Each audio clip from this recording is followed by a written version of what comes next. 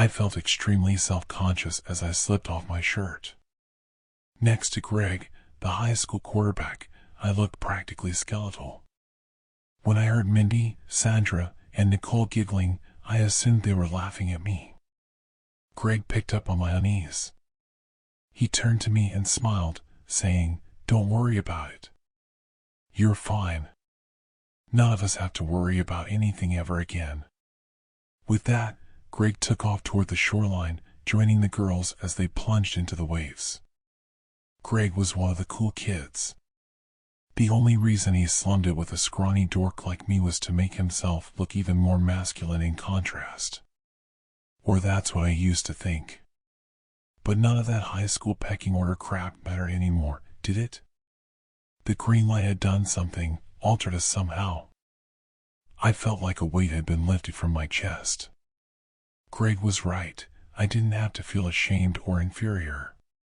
Things were different. There were no winners and losers, no cool kids or dorks. There was only the moment. "Go on," I heard a voice say. It resonated deeply in my mind, both comforting and strangely inhuman. I turned to my right. Standing next to me was a towering figure, shrouded in an aura of pulsing green light. It was vaguely humanoid, with 4 arms and a pair of shimmering wings. Segmented, exoskeletal plates covered its body. Its head was V-shaped, flanked on either side by a pair of oval eyes. "Go have fun with your friends," it said to me. That sounded like the most amazing idea I had ever heard. I turned and rushed to catch up with the others, knowing 2 things for certain. We were going to have the best time of their lives, and then we were all going to die. Together we frolicked in the waves, laughing, splashing around, having fun. Later, by the fire, we did other things. It was the first time in my life I felt complete, truly satisfied. We were free, without a care in the world. At some point Mindy grabbed a big rock and drove it into the side of Sandra's skull. A stream of blood spattered across my chin. The act wasn't malicious. They were best friends after all. Sandra was even smiling as Mindy brought the rock down on her head, over and over. The green light appeared and took Sandra's corpse away. It shone brightly in the darkness.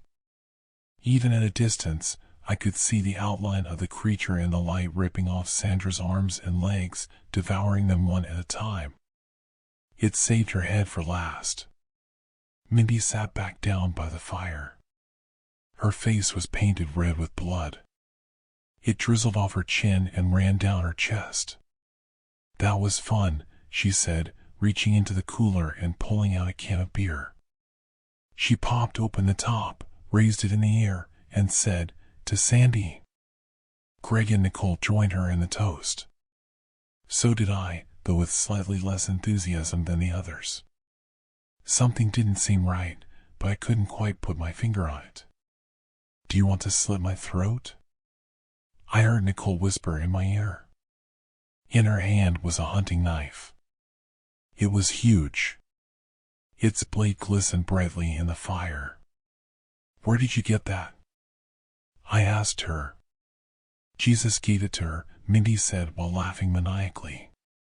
Nicole leaned in close, running her fingers along my shoulder. "Do you?" she asked again. She sounded excited. I guess I could do that, if that's what she wanted. It seemed like a good idea, but I wasn't entirely sure either. A half an hour ago I wouldn't have hesitated. But now? The night air suddenly felt very cold on my skin. There was a loud splash behind me. I turned to see the shoreline on fire with green light. The creature was thrashing around in the water. "Probably washing Sandra's blood off," Greg said, answering the question before anyone thought to ask. "I'm leaving mine on," Mindy proclaimed. "It's my war paint." "You going to war, Mindy?" Greg asked her, sarcastically. "I dunno, Greg. What do you think?" She answered. A big smile stretched across her bloody face. Greg smiled back and stood up. He walked over to Mindy, reached down, and pulled her to her feet. Then they started dancing, the orange glow of the fire accentuating their bodies. "How nice," a voice said. It was resonant, high-pitched and guttural at the same time. I turned to see the creature standing over me. Droplets of water ran down its shell. Earlier, its presence soothed me, relaxed me in ways I had never thought possible. That sense of calm had passed. Just being next to the thing made my skin crawl. It was a monster, I realized. An actual monster. What I could only describe as a feeling of primal revulsion welled up inside of me. A visible shiver ran through my body. The creature slowly craned its head in my direction. Its almond-shaped eyes squinted slightly, as though it was scrutinizing me. "Is everything all right?" It rasped. There was menace in its tone. Waves of green light poured out of the creature's exoskeleton, washing over my body. With it came an incredible sense of relaxation. The tension instantly went out of my muscles. Everything suddenly made sense again. "Yeah, I'm good," I assured the creature. "Ah, excellent," the creature responded, smiling back at me in its own, inhuman way. Again I felt a tinge of unease. I watched as the creature's mandibles peeled away to reveal a nest of viciously curved fangs. The sight of that hideous mouth cut through the euphoria I was experiencing. The sound of muffled gurgling drew my attention to the other side of the fire. Greg had both of his powerful hands wrapped around Mindy's throat. He kept squeezing tighter and tighter until finally there was a dull snap. "Well done, Greg," the creature exclaimed. "You must be very strong."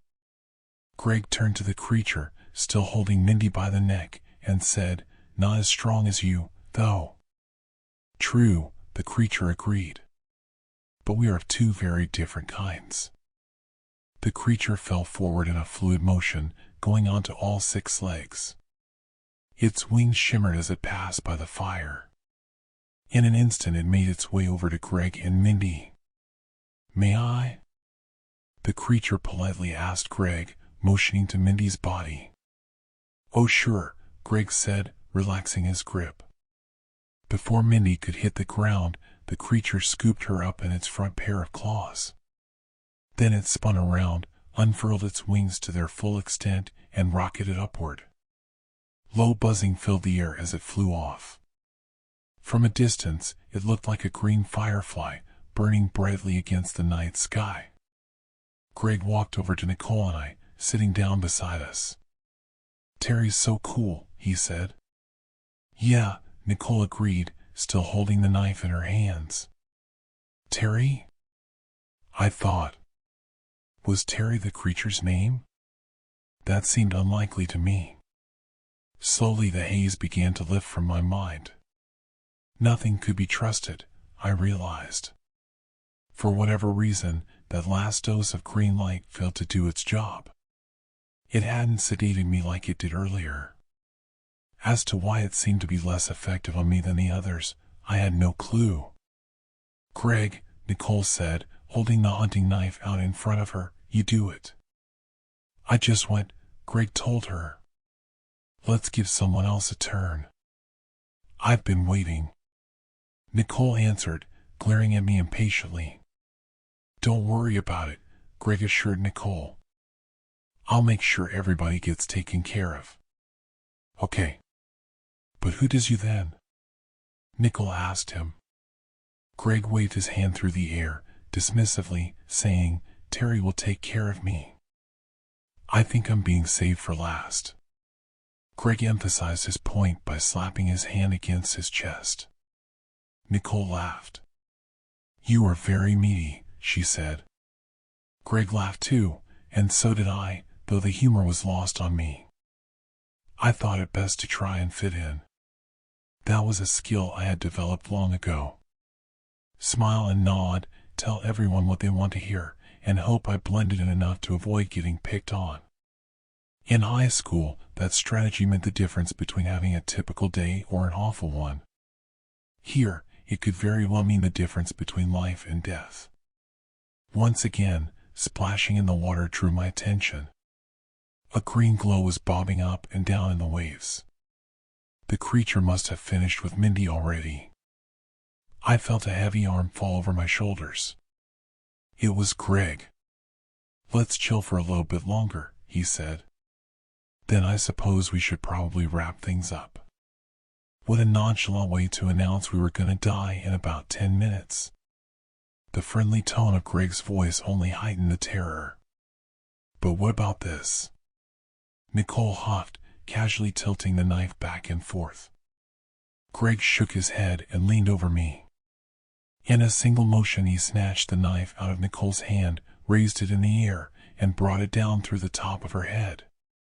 She locked eyes with me, her mouth slightly agape. Blood trickled down from her hairline. Then she fell forward with a thud.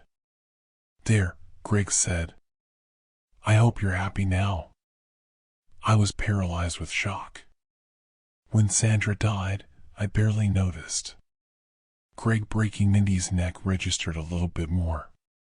But watching Nicole get murdered right in front of me hit like a truck. Throughout this entire ordeal, I knew that I was going to die. At the time, though, I didn't understand what that meant. Without the green light clouding my judgment, the full weight of my predicament came bearing down on me. What was I going to do? Run? The creature could fly. It could tear a human being apart like a paper doll. And that's assuming Greg wouldn't chase me down. He was in football, for crying out loud. I didn't stand a chance against either of them. I was screwed. Dead. The only question left was how it would happen. How would Greg decide to kill me? "Let's go lay down by the water," Greg said. "We can let the tide wash over us, fill up our lungs." I felt Greg's immense biceps squeeze against my neck. "Yeah," he continued. "Just you and me, washed out to sea." However hopeless my situation was, Greg's delusional rambling convinced me I had to make a break for it. I shot up in a flash, nearly getting to my feet before something tight wrapped around my ankle. It was Greg. His grip was like iron. He yanked backward, sending me tumbling face first into the sand. So much for running. A hand grabbed me by the shoulder and flipped me over. I looked up just in time to see Greg's fist come crashing down. The force of the blow mashed the back of my head into the ground. One punch, that's all it took. I was already seeing double. I felt something more ooze out of my nose and run into my mouth. The world came back into focus long enough to see Greg standing over me. He was looking at his own fist. Then he turned to me. His expression was a mixture of anger, confusion, and disgust. "What?" he muttered.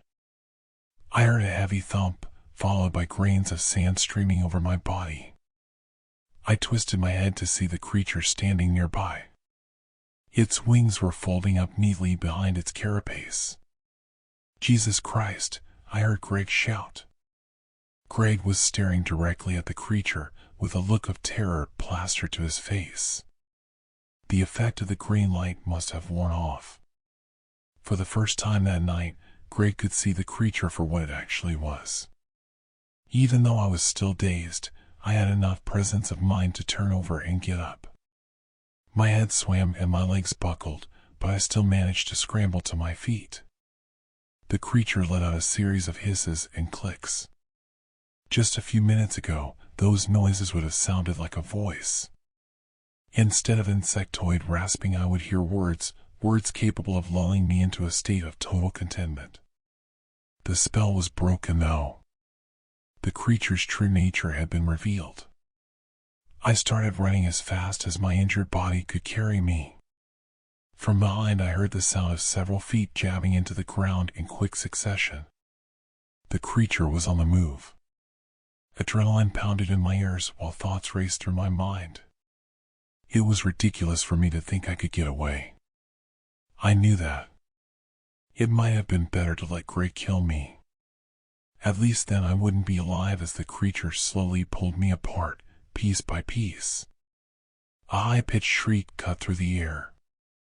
I turned in the direction of the sound on instinct, expecting to see the creature bear down on me, claws and mandibles poised for the kill. Instead, I saw it reeling backwards. Greg was standing in front of the creature, thrusting a burning log into its face. A cloud of sparks flashed brightly, scorching one of the creature's eyes. It let out another squeal. In the split second between me running and the creature giving chase, Greg must have reached into the fire, armed himself, and sprung into action. Whether it was instinct or genuine courage, Greg's decision to stand and fight likely saved my life, at least for a few more moments. Greg's life, however, was over. The creature quickly regained its balance and swiped a talon across Greg's chest, splitting open his sternum. A second claw removed Greg's head. At least it was quick.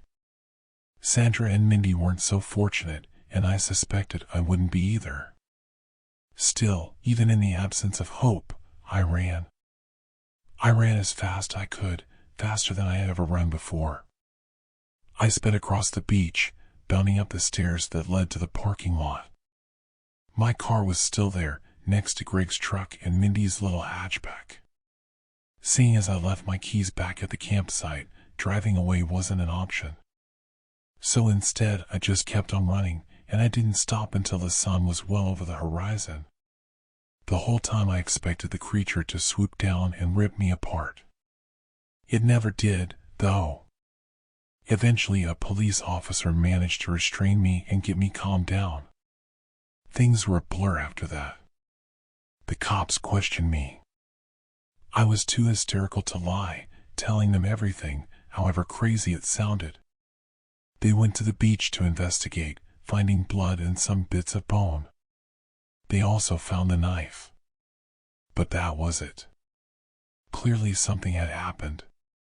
The police were suspicious, but without any bodies or evidence to help them form a theory, the case was eventually closed.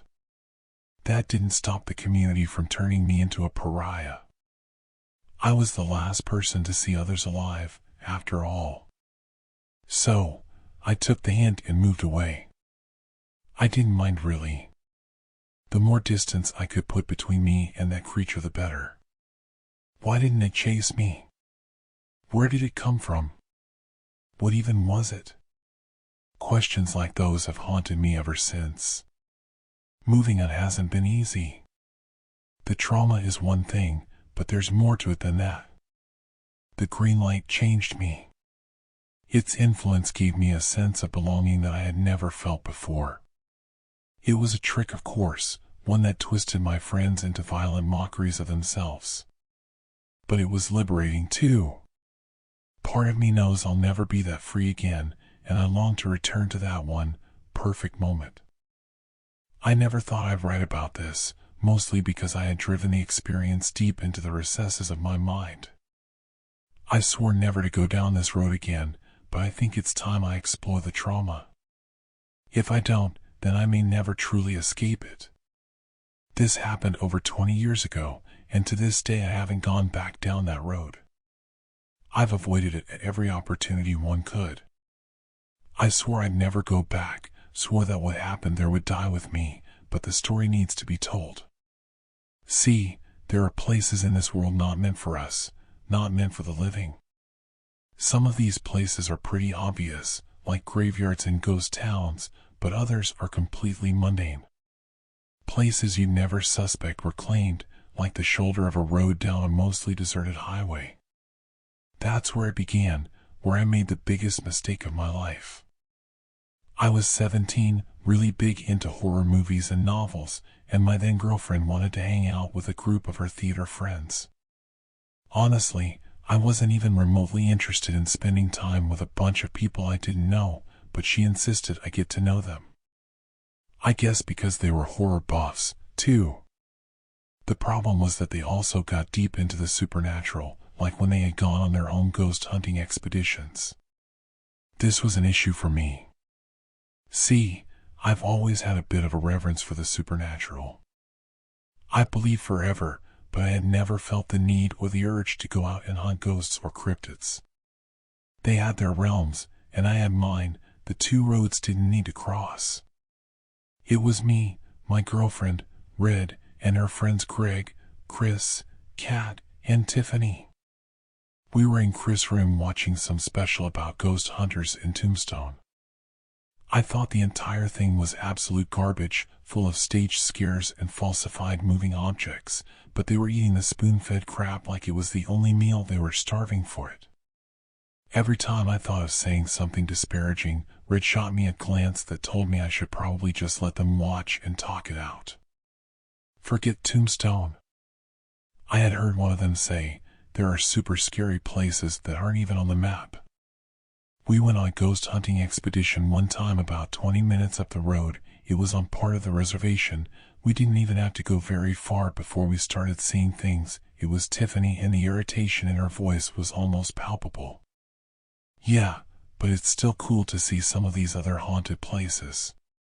Greg said with a shrug, I'd love to visit some of them. There was a pause in the conversation as the show droned on, and another staged scare elicited a gasp from Kat, an eye roll from me, and a glare from Red. You know, we could always just go on our own hunt tonight. We can hit up one of the places I read about. It's just off the freeway on Pecos Road. It's on the res, too, but not too far. Chris suggested, and to me, it seemed like this was the real reason for his inviting everyone to watch this ghost hunting garbage. He was trying to whet our appetites and tempt us into going on one of these snipe hunts. I gave Red a knowing look, but she just stared daggers at me, daring me to mess this up for her. We should go check it out. We've got some thermal imaging cameras and night vision. We can hang out in the car and do a little filming. Maybe we'll catch something spooky and we can send it into a ghost hunter show. Tiffany declared. Better yet, we could start our own ghost hunter show and make this our first real hunt. Greg posited. Let's do it. Kat was evidently for it. I looked to Red and she smiled at the others. Yeah, let's go check it out. I wasn't getting out of this. I felt like it was a stupid plan, but I was outvoted and I didn't drive. So, we gathered up their ghost hunting materials, piled into Chris' mom's van, and were off.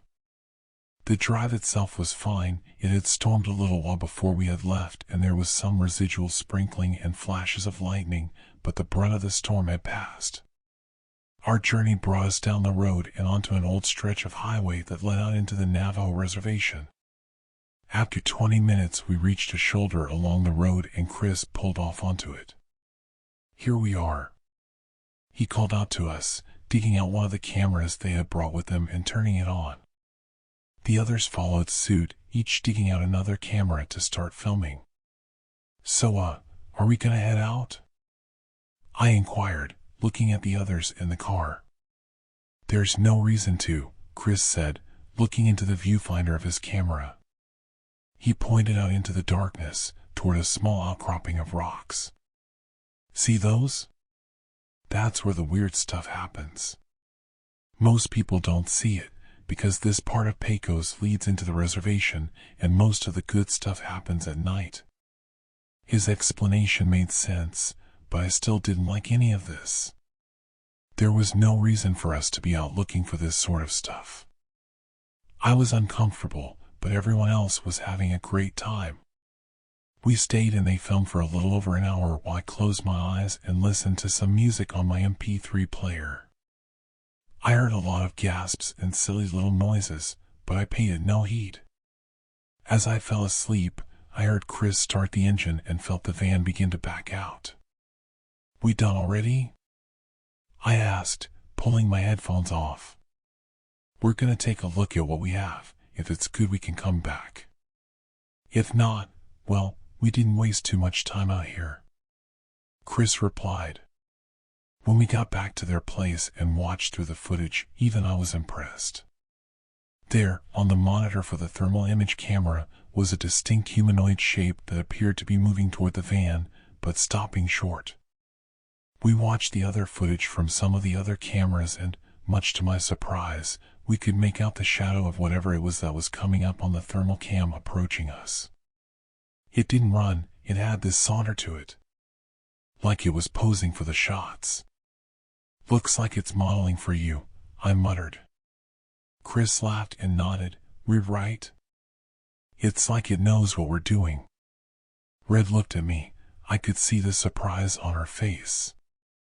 She took me aside and whispered, "I thought you were going to say something disparaging." "I'm glad I was wrong." I shrugged, pointing to the screens. Even I have to admit what they caught was pretty cool. None of us saw anything like that while we were out there. Everyone was brimming with excitement. Even I had tossed aside my jaded boredom. It was interesting to see what else we could find, so when Chris suggested we all pile into the van and head out a second time that night, there was no apprehension from anyone. I wish there was. We made the drive back down Pecos Road along the highway, back toward the shoulder we had left not 20 minutes ago. The storm had all but subsided, with a few pocket flashes of lightning and some light sprinkling being all that remained. When we reached the shoulder, none of us saw the branches right away, not until the light from the minivan hit them. I had never seen anything like this. They were a strange blood red and lay out atop each other to form an X. Chris paid them no mind, he just drove right over them, the wood crunching beneath the tires of the van. As we pulled into the spot we had stopped in before, something felt off. I couldn't quite put my finger on it, but my stomach was doing backflips. We weren't wanted here, the message was being said loud and clear. "Hey guys?" I heard Red call out. I think we should leave." I nodded in agreement. "Yeah, I think it's time to go." Chris was already turning the van back on and nodding. Yeah, I think we might have screwed up here. Let's go." We peeled out of the spot and sped away from the shoulder, heading back into town. The feeling didn't fade, though. As I looked out the rear window of the van, I caught a glimpse of why. Something was following us. I could barely make it out, but there was shadow moving behind us, and as we got back into town it seemed to be avoiding streetlights, like it was hiding from us. As we got closer to Chris' place, I called out, "We need to keep going. Something's following us." I pointed toward the shadow and the others gasped. I didn't know what it was, but it was fast, intentionally keeping pace. I watched it the entire time we drove. "Is it still there?" Chris asked. "It's not catching up," Greg said. "Even as we slow down, it just slows with us. It's watching us, though. I can't say how I know, but that feeling we got on the shoulder of Pecos, it's still there. I think it's this thing." Kat whimpered. "We need to find someplace safe, then." Red seemed a little more confident than the others, but I could hear the fear in her voice. "There's a church up the road. Maybe it doesn't like hallowed ground." It was a weird thought, I'm aware, but it was the only one I could posit at the time. We gunned toward the church, peeling into the driveway. As I watched the shadow, it broke off as we turned into the parking lot. I didn't see where it went, but I had a feeling it was still close. We shot out and ran for the door. Much to my surprise, it was locked. Aren't these places supposed to be open all the time? Kat was shaken. I could hear it in her voice. We looked around the building and found nothing about hours or closing. As we headed back toward the van, there was a loud banging coming from the parking structure next to the apartment building across the street. Then again. 3 loud, successive, and controlled knocks against the steel roof. I looked at Chris and he looked at me. "We need to check that out," I said quietly. Someone could be hurt. As if in answer to my statement, there was a scream. It was a man's scream, pained and angry all at once. I sucked in a shaky breath and began to head toward the sound. Call it stupid bravado or misplaced duty, but I had to figure out what was going on. I heard the sound of running footsteps behind me as Chris came trotting up. Thought you could use a little company, he panted. We continued into the apartment complex, heading toward the source of the sound. As we approached, I heard the sound of an animal growling. You hear that up ahead? I asked, slowing my pace. Sounds like a dog, Chris responded. Dogs don't knock on steel. Could be unrelated? I shook my head. Nothing about this feels unrelated. I feel like we're being ferried into something. Just keep your head on a swivel. As we continued, I saw the source of the growling up ahead. It wasn't facing, so from behind it resembled a large black dog. As we got closer, the snarling stopped. The thing was hovering over the corpse of an animal, another dog from what I could see. I glanced over at Chris and motioned for us to leave. We shouldn't be here, I whispered. No, came a voice from the dog that turned my blood to ice. That seems to be happening a lot to you, though, doesn't it? As the creature spoke, I felt something lurch in my stomach before its contents just emptied themselves. The black dog turned to face us. Its head was just a canine skull. Deep within the sockets, I could make out a pair of yellow pinpricks that danced in the light. It growled again, the sound resonating from deep within it as it stood. The fur hung loosely, almost like a tattered black robe. It let loose a nightmarish roar that broke me from the terrified stupor it seemed to send me into. I grabbed Chris' arm and we booked it out of the apartment complex. Get in the van, I shouted to the others. Get in now. No waiting. Everyone piled into the van as quickly as they could and Chris shot into the driver's seat, turning the vehicle on and peeling out of the parking lot just as we caught sight of the creature casually strolling out of the apartments. It raised a clawed hand and waved to us before slowly dropping back to all fours. What is that? I heard Red call out. It looks like a dash. I immediately covered Greg's mouth, staring daggers at him. Don't say it. Don't ever say it, I hissed. Don't you know anything? Greg hung his head sullenly. I glanced out the back window to see the shadow giving chase once more. Just as it had before. We kept driving, not anywhere specifically, just kept going. There was a point that night when Chris mentioned running out of gas soon, but I urged him to drive as long as he could. We stayed in the city, keeping to well-lit areas, and only stopped at lights, which our pursuers seemed to honor. Finally, after what felt like ages of being hounded by this thing, we began to see the light of dawn. I heard the creature roar in irritation as the sunlight broke the horizon, and I watched the shadow bolt away from the coming light. We only stopped because we had finally run out of gas. Thankfully, it was near a station, and as we were filling up I could see the color starting to return to people's faces. Listen, I stated flatly as we were getting settled back into the van. We need to make a vow. We can't go back there. I think we were chased off, and this was our warning. We will never travel down Pecos Road again. Everyone nodded in agreement. I swear, came the reply from each of them. It has been over 20 years. Red and I don't talk anymore. We broke up some time ago. I don't hear from Kat or Greg either, but Chris and I still talk. We don't like to discuss that night, the thing that followed us, but he told me recently that Greg had to head out that way for work. He also told me that was over a month ago, and he hasn't heard from Greg since. 10 minutes into graduation, my friends were already dead. 10 elephants. I was soaking wet, my dress glued to me. 9 elephants. Forcing myself into a run, I tripped over my heels. 8 elephants. Fuck. 7 elephants. There was no point in counting, but counting felt normal. 6 elephants. Counting felt like I was going to escape. 5 elephants. Survive. Noah's blood painted my face. He still felt alive, warm, swimming in my vision.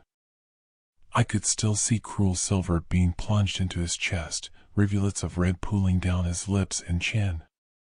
4 elephants. Noah told me to run, so here I was. 3 elephants. Running. Forcing myself to breathe, I swiped blood from my eyes. 2 elephants. Twisting around, I scanned the empty school hallway for movement. 1 elephant. Annalise's brains dripped down my face. I was picking pieces of her skull from my hair, tiny pearly splinters stuck to me. Annalise was sucked down the pool drain, her body mincemeat on my dress. Her grisly remains were floating on the surface, painting illuminated water in a striking, almost breathtaking red. Noah was sliced apart right in front of me. They were dead. Slamming my fists into each classroom, my shriek caught between my teeth. Help me. The lights were off, which meant she was close. Reaching the end of the hallway, I could hear laughter and familiar whoops coming from the auditorium. The class of 2015 were graduating and I was going to fucking die. The main entrance was locked, barricaded from the outside. Taking 2 steps back, I slipped out of my heels, kicking them off. The classroom at the end of the hall was open, spilling warm light that coaxed me forward, hypnotized by the illusion of safety. With no choice, I staggered toward it and pushed the door open. Stepping directly into warm entrails squelching between my bare toes, I had to bite back a cry. Mari hung upside down above me, her body swaying back and forth, strung up like meat to the slaughter. The girl had been gutted straight through her designer Diana Mini, her glistening remains sparkling under unearthly light. Mari's eyes were still open, lips parted as if to warn me. Her blood was still warm, still wet, pooling across the classroom floor. For a dizzying moment, I was paralyzed. A door banged shut, running footsteps, heavy panting breaths. Fuck, a familiar accent cried out. Fuck, fuck, fuck, fuck. I could hear him slamming his hands into classroom doors. I need help. Is anyone there? The voice should have been comforting, but I was already seeing an opportunity to hide myself.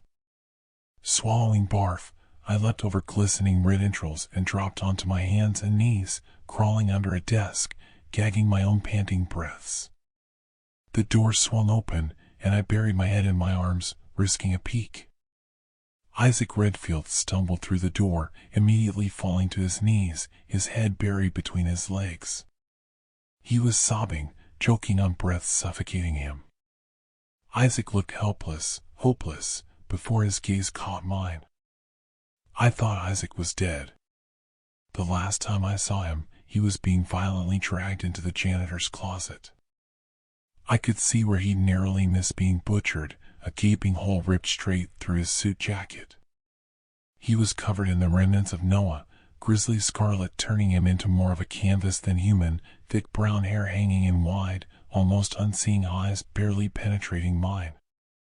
Isaac pressed a finger to his lips, his voice bleeding into a shaky breath. Don't say a fucking word. The door opened, 2 familiar boots stomping through. Isaac twisted around, forcing himself to unsteady feet. I could only see her slick black shoes. The woman pivoted on her heel and started towards Isaac. "Aw, fuck," his hiss broke out into a sob.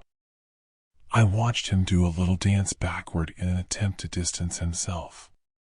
But he was just backing into a corner, staggering over himself. His hand shot out, blindly grasping for a weapon, a chair leg, but her boots continued, stomping towards him.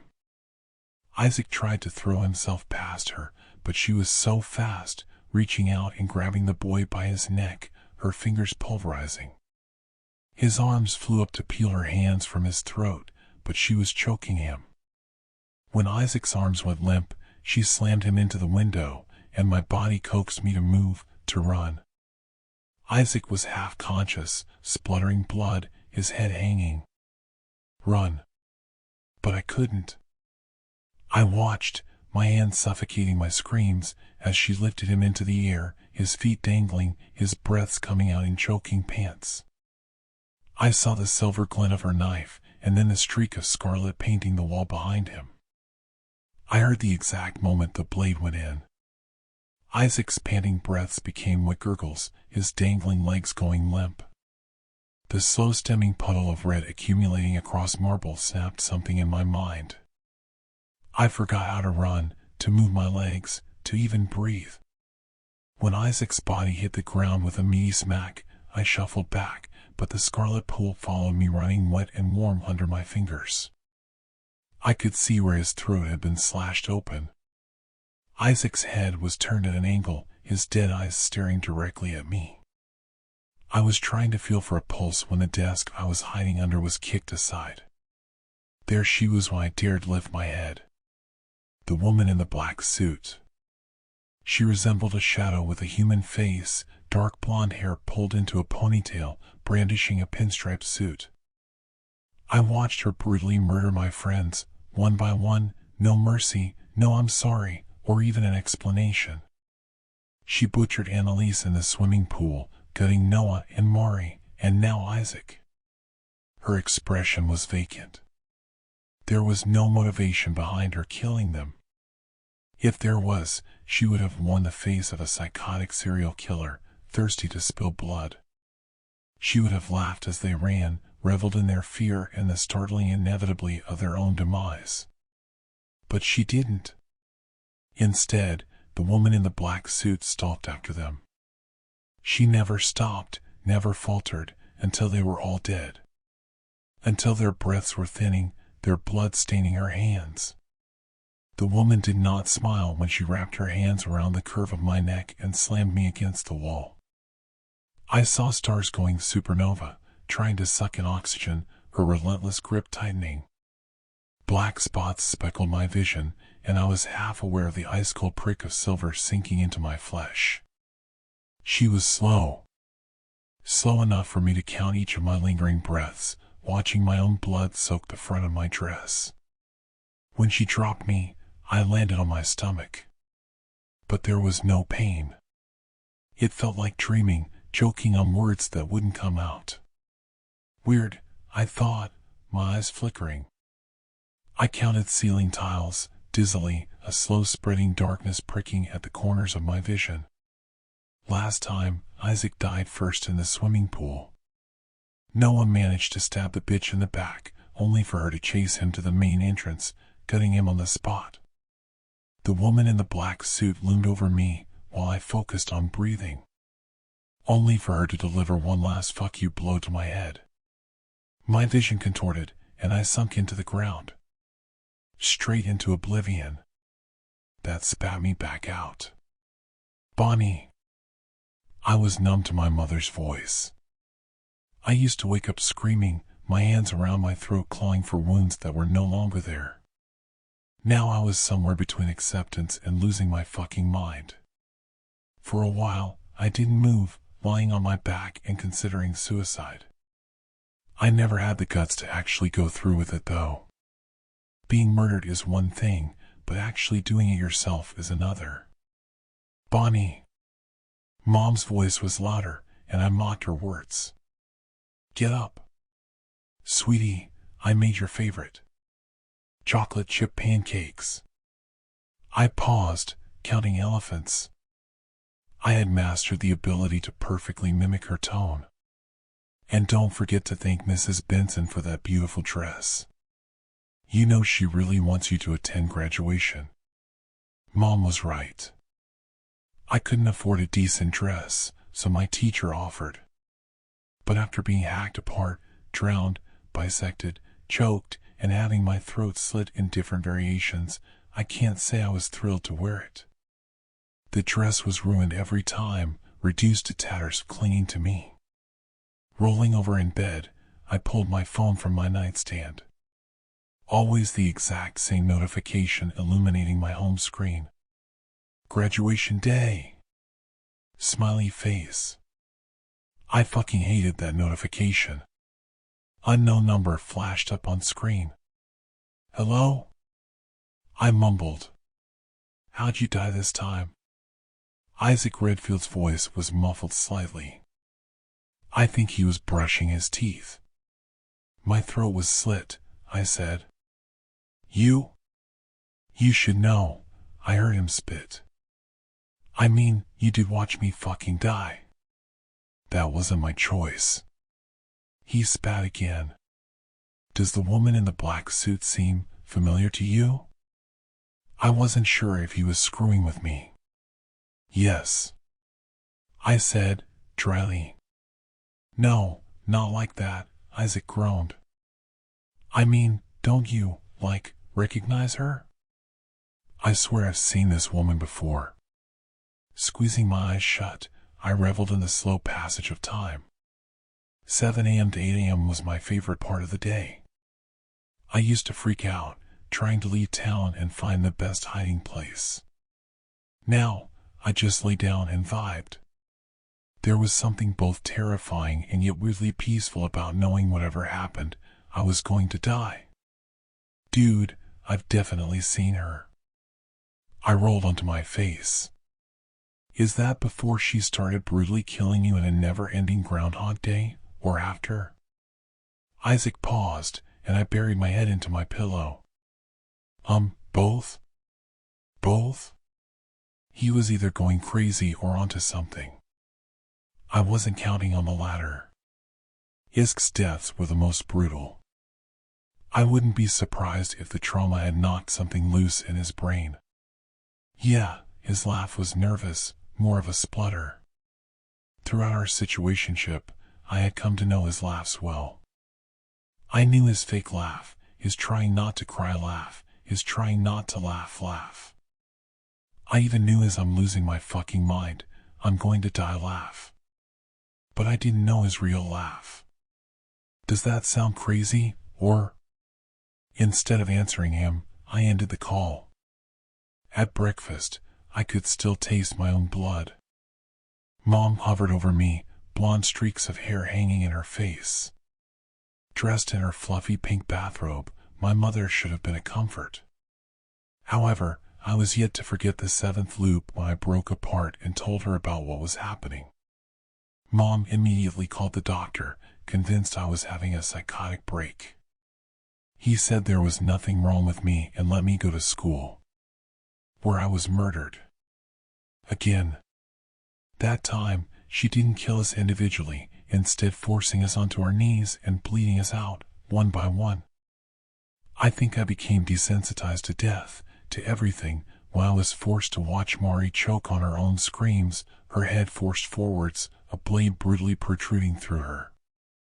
Asterisk, don't forget to thank Mrs. Benson for the dress, honey, Mom said, refilling my juice. I nodded, struggling to swallow pancake mush. A sudden knock on the door woke me up. That wasn't supposed to happen. For a moment, I was frozen, my hands squeezing around my glass, before a familiar head of brown curls appeared. Isaac Redfield, barely awake, still in his pajamas. Following suit, Mari Cliff and Annalise Chatham. Isaac went directly into the refrigerator hunting for food. Annalise took an uncertain seat at the table, and Mari stood with her arms folded, her wide, frenzied eyes drinking in my kitchen. Isaac Redfield was the British exchange student who nobody could understand at first, his accent rocketing him up the high school hierarchy. The guy was also known for dealing candy and getting into unnecessary arguments with teachers. Alongside Isaac, Mari Cliff, captain of the girls' soccer team, and Annalise Chatham, our school's version of Horse Girl, were unlikely friends. They used to be strangers, kids I'd pass in the hallway. After being brutally killed together in a never-ending graduation day cycle, we had become surprisingly close. When we were hiding in the janitor's closet, Isaac spilled to us that he hated the idea of college. He wanted to travel the world. Mari was crushing on one of her teammates. Annalise actually hated horses. Isaac was secretly scared of Bill Nye. I had a thing for clowns I wasn't going to go into. It started as a confessions thing, for strangers pouring our hearts out to each other. We shared theories. Isaac was convinced we were actually dead, and this was hell. Mari suggested we were in some kind of prank show. I voiced my theory, which was, yeah, we were dead. I was sure we had died on graduation day, and this was fate's way of giving us companions in the great beyond. Still though, I wasn't sure why fate wanted us to be brutally killed. Then, there was the mystery of our killer. The woman in the black suit, our own personal angel of death. Morning, Isaac greeted me with a sleepy smile, running his hands through his hair. He ignored my mom's wide eyes. Thanks for leaving me to die. I thought back to him crouched in front of me, his face splattered in Noah, index pressed to his lips. Don't move. You told me not to move, I said through a mouthful of pancakes. Isaac's lips curled. Yeah, because I was expecting you to move your ass. The boy helped himself to my pancakes, shoveling them down with maple syrup. I wasn't used to the others actually coming to my house. That never happened. We either met up at school or were killed before we even saw each other. I knew Isaac was secretly pissed. It wasn't the first time I had thrown him under the bus. Still, I was yet to forget him accidentally drowning me 9 graduation days ago. He said it was an accident, but I definitely felt him shove my head under the water so he could make a run for it. There wasn't enough room under the desk, I told him pointedly, gesturing to my mother, who I think was still trying to register 3 strangers walking into her kitchen unannounced. Mom had been vocal about me finding friends since freshman year, but I don't think she was expecting these friends. Mari was well known around town, our girls' soccer team dominating the local gazette. Annalise's father was the principal of our school. She was also the 2014 pageant winner. Isaac was more infamous, especially for his candy. What? Isaac shrugged, shooting my mom a grin. It's not like she's going to remember me. Anyway, he offered her a 2-fingered salute, sup, Mrs. Haverford. To prove his point, Isaac straightened up, grabbed my phone, and threw it in the microwave. Mari chucked a banana at his head. We get it, she said with eye roll. You don't need to resort to blowing things up every single time. Isaac responded with stubborn British noises, but she was right. On our 3rd graduation day, Isaac thought we could kill the woman in the black suit by blowing her up with science equipment. Instead, he blew himself up, leaving the rest of us to her mercy. Mom seemed to snap out of it, her smile broadening. Oh, you didn't tell me you were bringing friends over. Mom immediately entered mother mode. Do you kids want breakfast? She asked them, her voice high, almost shrill. Narrowly avoiding my mother pulling out baby pictures, I coaxed her out of the kitchen.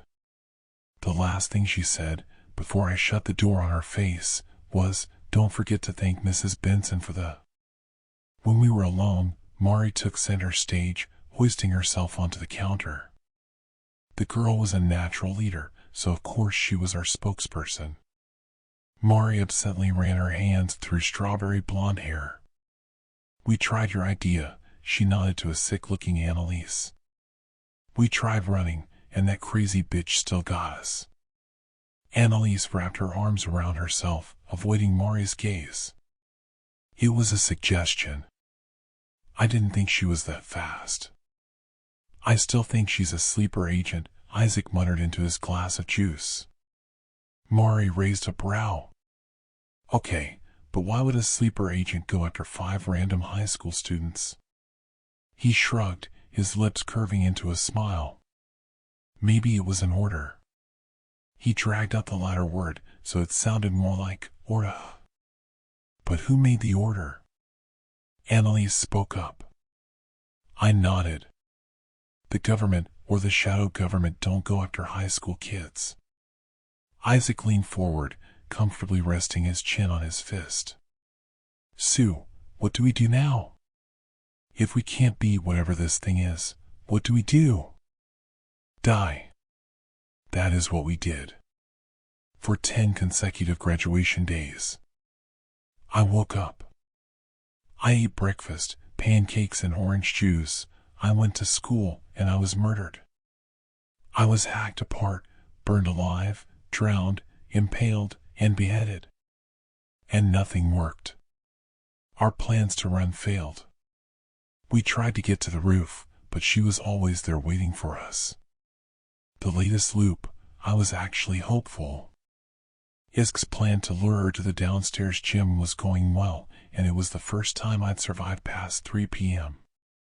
It was an adrenaline rush. 3 p.m. had never looked so fucking beautiful. The plan was simple. Annalise, Mari and me standing in plain sight the whole time, and Isaac luring our killer to the downstairs gym. When I got the confirmation text that Isaac had trapped the woman in the closet, the three of us continued our plan, which was to set off the fire alarm and alert the police of the intruder. Informing the police was impossible initially because she was always 1,000 steps ahead of the 5 of us. But Isaac had captured her. We were in the clear. That's what I thought. When we pushed through the doors into the gym, however, Isaac's cry froze me in place. It's a... His voice collapsed into panic muffled screaming. I took 2 steps before I saw his figure running towards me. Behind him, the woman in the black suit. Another stumbled step, and he was being dragged back, a hand over his mouth. I didn't think our killer had enough intelligence to turn our own plan back on us, transforming Isaac into a lure for us. I could see the apology in his frenzied eyes before she sliced her knife through his skull. I didn't even get a chance to mourn him. Isk flopped onto the ground, rivulets of red pooling down his face. For a second, I was transfixed, hypnotized by what she had done to him. The back of his head spewed blood like a geyser, a gaping hole splitting the back of his skull open. I couldn't move, already wanting to surrender. I shuffled back on my hands, already screaming, wailing like an animal. 10. I counted elephants, just like my mother told me. 9. My gaze was glued to Isaac, whose body was still twitching. 8. His glassy eyes, scarlet trails running down his face. 7. The woman was fast, waiting for me to try and run. 6. 5. 4. 3. I was on my knees, and the door was so far away. 2. Just breathe, honey. Mom used to tell me. Keep counting elephants. Mari's scream rattled in my ears. I remember ice-cold arms wrapping around my waist, the sensation of something sharp. I didn't feel the pain, only wet warmth running down my face. It felt like rain. Annalise's crying was enough of an anchor, but my vision was already going foggy. I wasn't sure where the fatal wound was, though I guessed it was my head, just like Isaac. The woman in the black suit floated in front of me like a specter. Once again, her fingers wrapped around my neck, swinging me like a toy. Bonnie. I was aware of Mari's thundering footsteps coming toward me. Suddenly, pain. Pain like I had never felt, pain that puppeteered my body, wrenching my head back, my lips forming an O. Part of me could still feel it, the blade digging deep into my skull. She twisted it, and I screeched, my mouth full of pancake mush.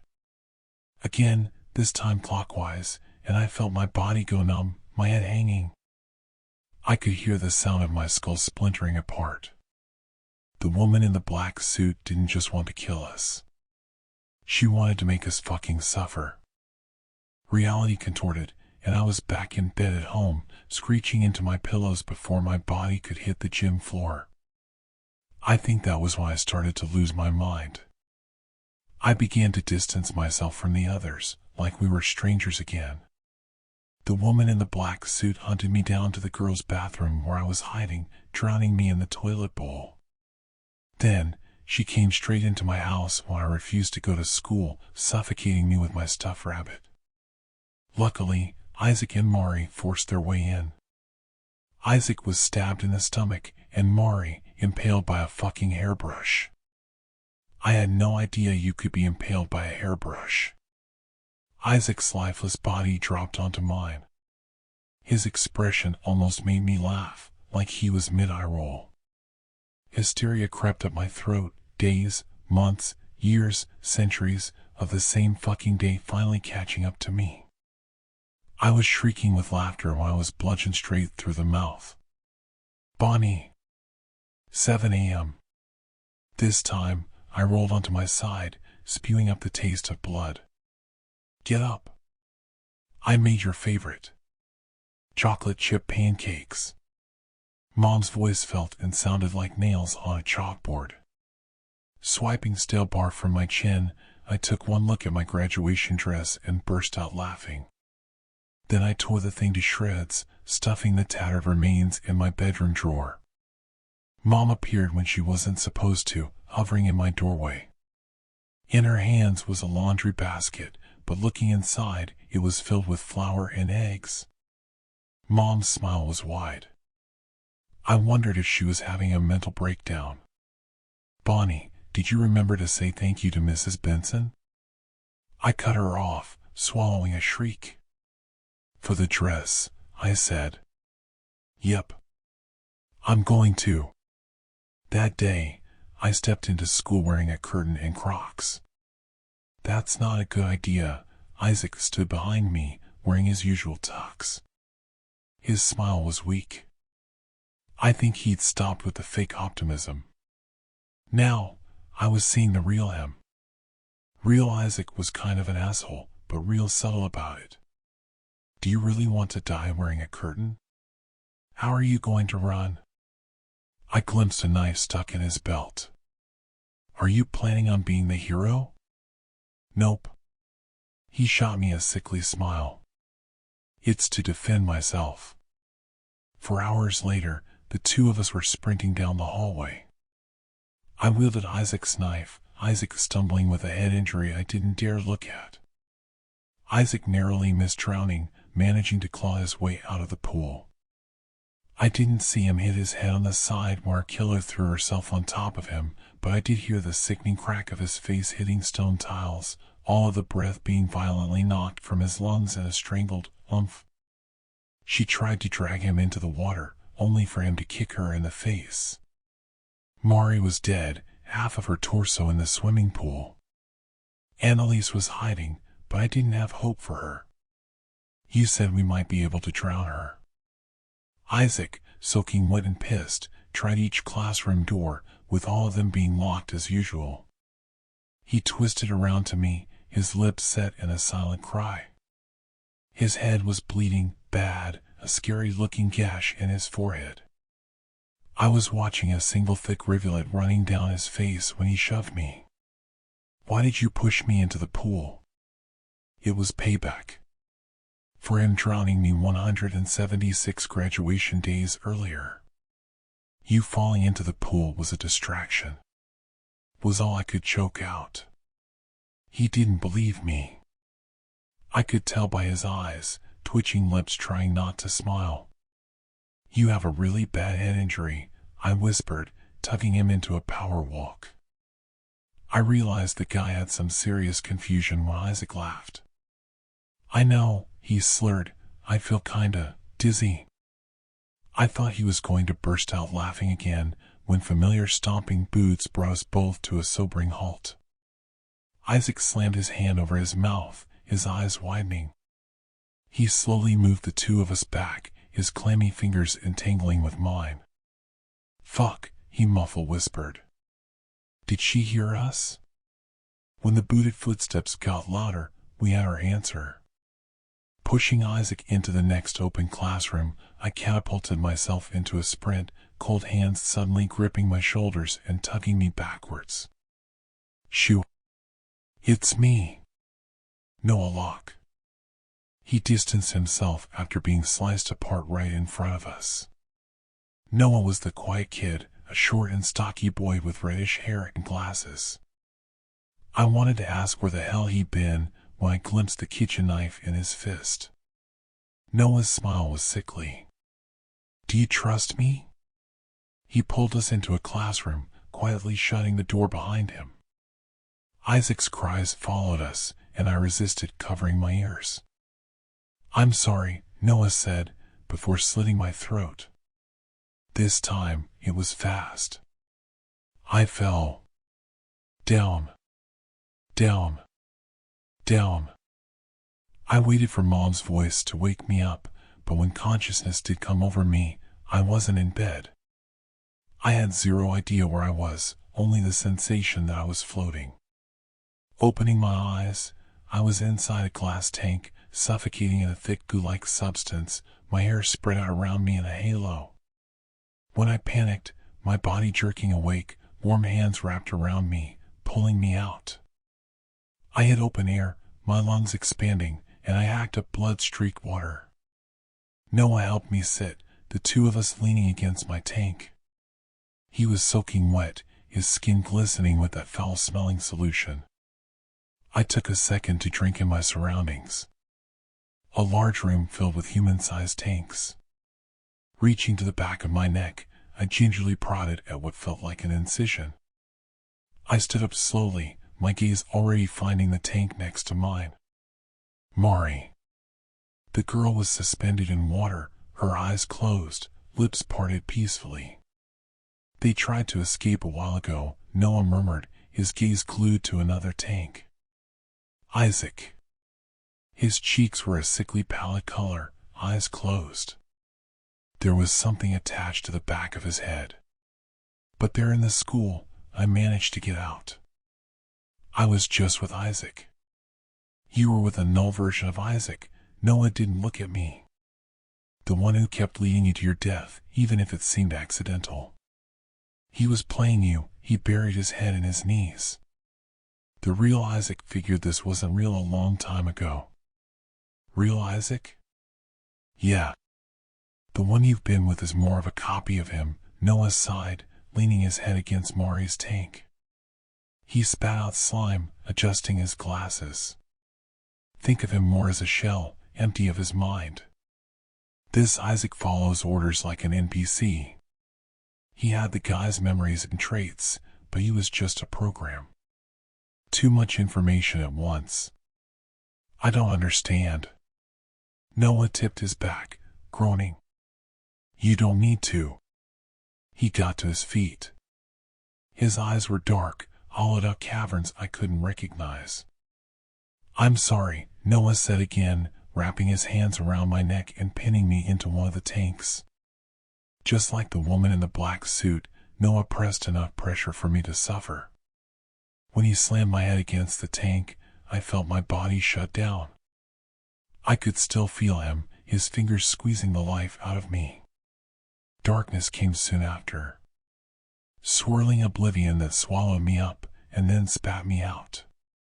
This time, I spluttered awake, cuffed to a bed inside a white room. Surrounding me were 15 gurney-like beds. I don't know how deep we are, Noah's voice startled me. The boy stood over me, this time dressed in shorts and t-shirt. What? I tried to jump up, but I was strapped down. Miss Benson, his voice broke. She didn't want us to graduate, so she put us under. He swiped at his eyes, gulping down sobs. Noah slumped down onto my bed. I thought I could wake us up by killing ourselves instead, but we're stuck. I noticed the scalpel in his hand. The last thing Isaac told me was that we had to get back to the surface. He squeezed his eyes shut. But I don't know how deep this thing goes. Tugging against the Velcro straps pinning me down, I held my breath. Deep?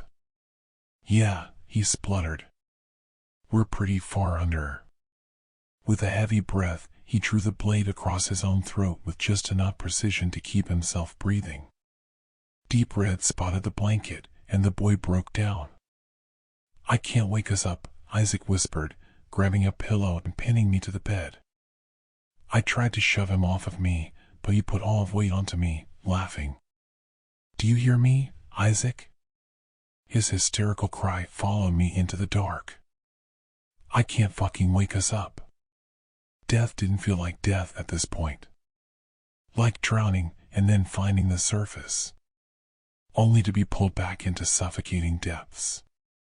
Plunging through nothing, empty space with no bottom, no surface. Endless nothing that expanded, continuing. Noah's sobs collapsed into white noise, and I felt my writhing limbs go still. Once again, I waited for my mom's voice. For graduation day. Instead, I awoke with a shriek, strapped to a chair, my hands bound to Noah's. "I'm sorry for suffocating you with a pillow." He didn't sound apologetic. This time, we were inside a glass building. Above us, the sky was pitch dark. "Where are we?" "I have no idea," Noah muttered. "I've never been this far." My gaze followed an odd-looking bird through the skylight. "Meaning?" "Meaning, she always takes me back to the start," he said. "Graduation day." Noah got free easily, tearing himself from his restraints. The knots around my wrists were impossible. "So, you've been here before?" "No," he stumbled. "Isaac has." The boy dropped onto his hands and knees, picking up a single shard of glass. "Isaac said he found a room with a skylight," Noah murmured, sliding the point between his fingers. His gaze found the ceiling. Then he went deeper, and his consciousness never came back to us. Mrs. Benson set a mindless fucking copy in his place. He got to his feet, the shard clenched in his fist. "So, if I'm right." Isaac woke up, and Mrs. Benson must have restrained the real him. Noah stepped in front of me. "And, like Isaac, we will wake up." His frenzied eyes found mine. "Right?" I wasn't thrilled with the idea of dying again, but anything to wake myself up. "Do it." He nodded, and I felt the prick of the blade spike my skin. "Wait." Noah stepped back, cocking his head. "What? Why would Mrs. Benson do this?" I demanded. "She didn't want us to graduate school, so she did all of this?" Noah shrugged, playing with the shard between his fingers. "Why else would she do this?" He pressed the shard into my neck. "Wait."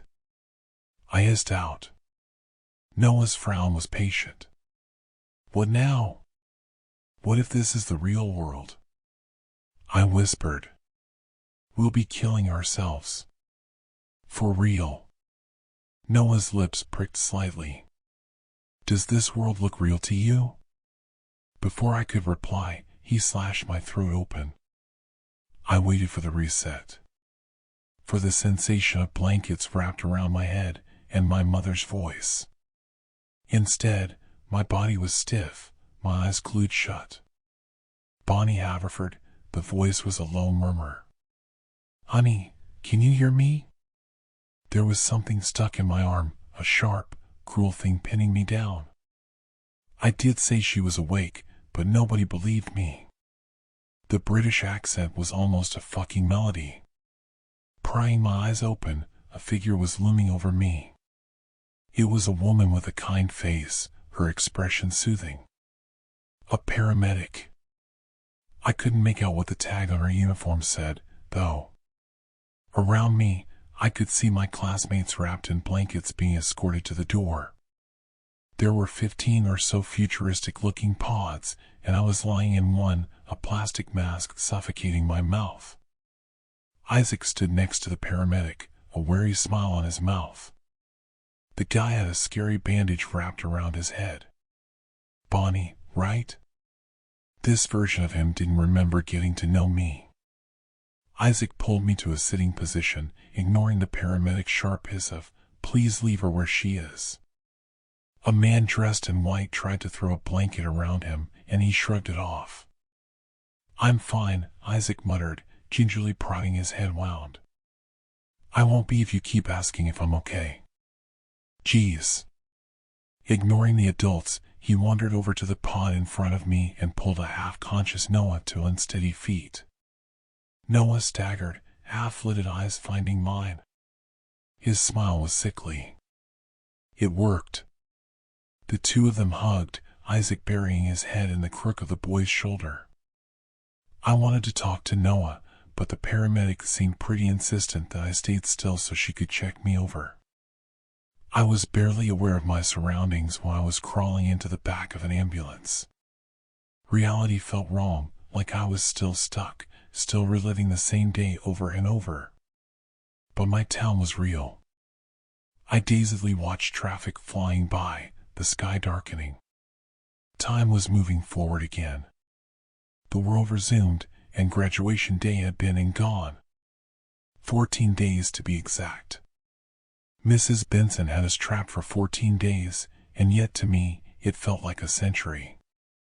Mom was at the station, immediately pulling me into a hug. She put me under house arrest for a week, sentencing me to my room. According to Mom, our teacher turned herself in. Apparently, forcing her students into a slasher movie simulator was tugging at her heart. I spent most of the summer lying in bed watching Disney movies. Mom made me breakfast. Eggs and soldiers, just like when I was a little kid. I was absently dipping my toast soldiers in egg when she dropped an envelope in front of me. If you want to testify, sweetie, Mom had resorted to using her baby voice again, but remember, you don't have to. It's your choice. Mom's voice faded when I picked up the envelope, opening it up. My name was printed on the front. Einem Trefriva. I blinked. They printed my name upside down. Mom was behind me, frying more eggs. In the time it took for the envelope to slip from my hand, I was only aware of one thing. The woman in the black suit was standing in the doorway, her fingers wrapped around an axe. Noah was in front of me 1 minute, his eyes wide, lips parted in a scream. It's not. The woman was quick to grab him, one hand going over his mouth, the other pressing the blade to his Adam's apple. Real. In one singular jerking movement, the boy's blood was splattering my face, clouding my vision. The woman in the black suit did not kill me. She picked Noah up, threw him over her shoulder, and walked away. Did you remember to thank me for buying your graduation dress? Mom asked, handing me a plate of fried eggs. Her voice, though, felt too close. Warm breath tickling my cheeks. Bonnie, are you listening to me? Did you remember to thank me, sweetheart? Reality was far more cruel than dream. Reality was being unable to move, unable to breathe. It was like coming up for air, but at the same time, I was drowning. The real world was so cold, and yet warm wetness dripped down my chin. I was strapped to a metal table, something plastic lodged down my throat. Through blurry vision, I could see my body. I could see that my hair was so much longer, almost down to my stomach. But there was something wrong. Prickles of ice slithered down my spine, curls of panic setting my body into fight or flight. At first, I thought I was in the emergency room. Except this place didn't have doors. The walls were sickly green, a bunker transformed into a sicko's dungeon. My body resembled a pincushion or a little girl's idea of a doll. When my eyes found my stomach that was barely being held together by fresh stitches, my mind started to come apart. My arms were skeletal, wires protruding into my veins. I could see where I had been cut open, my paper-thin hospital gown stained scarlet. I couldn't count elephants. Across the room, gurneys lined the walls. On them was what was left of my classmates, mangled flesh still strapped down. Some of them had been cut into, severed apart, while others were attached to tubes, wires sticking into their spine and the back of their heads. The floor was stained, writhing body parts and slithering entrails dried into yellowing tiles. In the corner of my eye, Mari's head was hanging open, the pinkish gray of her brain visible through the pearly white of her skull. She was still alive, still twitching in her restraints, plastic tubes full of fluid being fed directly into her head. When a thin river of red slid down her temple, I averted my gaze. Barf was already in my mouth, splashing into my mask. Annalise had tubes stuck to her, one eye scooped out, her pretty face mutilated. Isaac. He was covered with a white sheet, a startling smear of scarlet where his head was supposed to be. I could see his wrists still strapped down. Mrs. Benson stood in my line of vision, though I did see Isaac's fingers curl slightly. My teacher didn't speak when I shrieked through my mask, straining against Velcro straps. Mrs. Benson's smile was the one I used to like. She lit up our classroom, like sunshine. Why don't we count elephants together? I found myself nodding, trusting the sunshine smile. 1. Mrs. Benson straightened up. 2.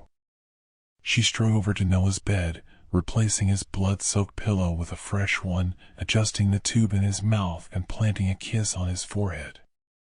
I could see red dots marked across his skin, circled around his eyes. 3. I found myself saying with her, my thoughts dancing. Mrs. Benson turned to me, her lips breaking out into a grin. That's right. Count with me, Bonnie. I closed my eyes, swimming in the drugs filling my body. I was being pulled back down. Down. Down. Down. 4. 5. 6. 7. 8. 9. Sinking through the ground, colors flashed in my eyes. Bonnie. Mom's voice startled me awake, a raw cry choking through my lips. Graduation day was the same. Mom made me breakfast. Pancakes and orange juice. I went to school wearing my graduation dress. Isaac walked straight past me, running to catch up with his friends. Mari ignored my attempt to call out for her. Annalise ducked her head, hurrying to empty out her locker. Hello. Noah was standing behind me. I could have cried. But when I turned to talk to him, to tell him we were still trapped, his smile was wide, eyes glassy. In his arms was our yearbook. He handed me a pen. Do you mind signing it? Noah chuckled. I've got everyone but you. He opened it up onto the first page. It's Noah, by the way. Behind him, I glimpsed a familiar shadow, a woman striding towards me. The lights above flickered, and I could already taste blood in my mouth. Noah didn't even flinch when I dropped the yearbook and stumbled into a run. His smile was vacant, empty. Just like he said. An NPC. I was already running for my life, and he kept talking to thin air.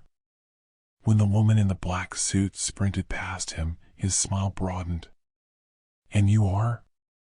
Yeah, I'm not going to get everything down. I do want to say, 9 years later, this still haunts me. My therapist told me to write what happened to strangers, so I decided to share it. I will try writing more, how I escaped, if I can get the green light from my therapist.